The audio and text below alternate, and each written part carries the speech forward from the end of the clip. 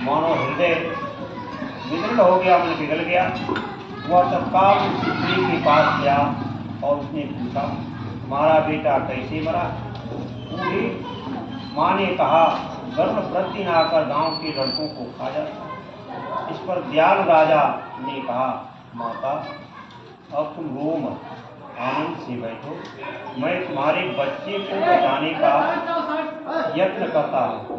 ऐसा कहकर राजा उस स्थान पर गया जहाँ गरुड़ आकर प्रतिदिन मांस खाया करता था। उसी समय गरुड़ भी उस पर टूट पड़े और मांस खाने लगे।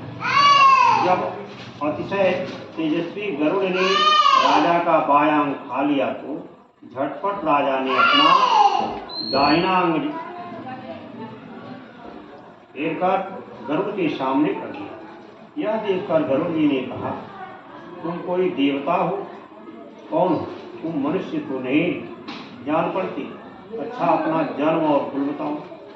पीड़ा से व्याकुल मन वाले राजा ने कहा, हे पक्षीराज, इस तरह के प्रश्न करना व्यर्थ है, तुम अपनी इच्छा भर मेरा मांस खाओ।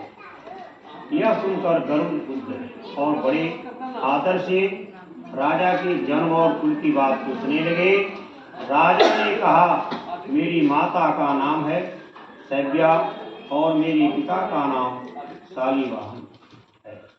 सूर्य वंश में मेरा जन्म हुआ है और जीवितवाहन मेरा नाम है। राजा के दयालुता देखकर गरुड़ ने कहा, हे मां, तुम्हारे मन में जो भी अभिलाषा हो वह वर मांगो। राजा ने कहा, हे पक्षीराज, यदि आप मुझे वर दे रहे हैं तो वर दीजिए कि आपने अब तक जिन प्राणियों को खाया है वे सब जीवित हो जाए।